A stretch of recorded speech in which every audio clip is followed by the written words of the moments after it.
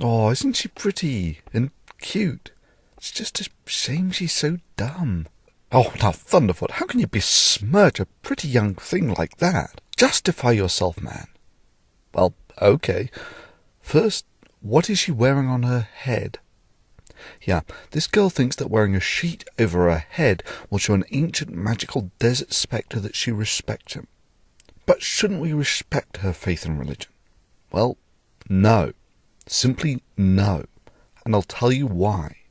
You see, all cults and religions put up these barriers to make it harder to leave. They have repetitive rituals that socially make it hard to leave the religion, and I have to give it to it, Islam is king when it comes to these barriers. For instance, wear a sheet on your head and it will show an ancient magical desert genie that you respect him.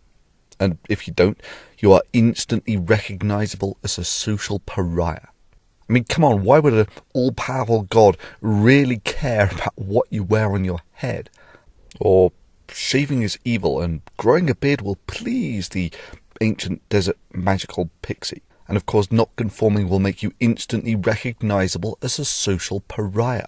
But come on, why would a powerful God actually care what happens to what comes out of the hair follicles on your face? Or get down on your knees 5 times a day. After all, praying 5 times as often might not be any more effective than a prayer convention in Texas praying for rain.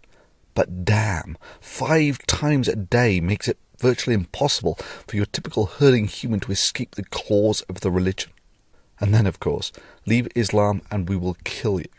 What is the penalty for leaving the Muslim faith? To be honest, I cannot back that point up. Dr. Mukadam, what is the penalty for apostasy? Before... We keep coming down this apostasy. Well, Give us a quick answer on what is the penalty for apostasy, and we'll come and do it. You very well know, if it's an Islamic country, then the Sharia is very clear.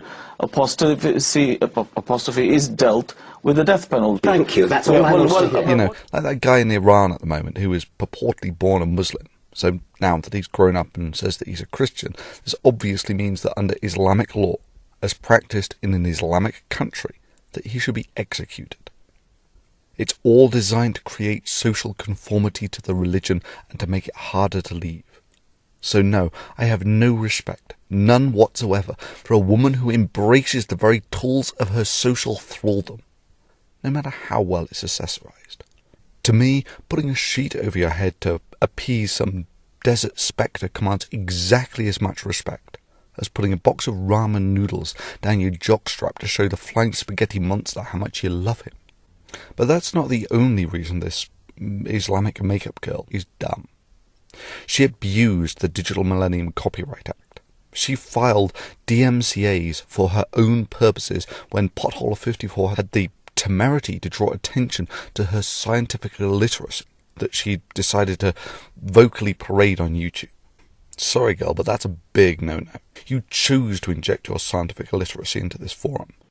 But first and foremost, I'm a scientist with a first-class honours degree in human biology from a top British university. Yes, I believe that the first human being, our ancestor Adam, peace be upon him, was created by God in heaven. And now you have no grounds whatsoever to complain when you get called on it. Now, a more compassionate and understanding guy than Potholer54 you will not find. But I'm not Potholer. Indeed, for me, this free and open forum thing is one of those black and white, never compromise type issues. Never compromise. Not even in the face of Armageddon. That's always been the difference between us, Daniel.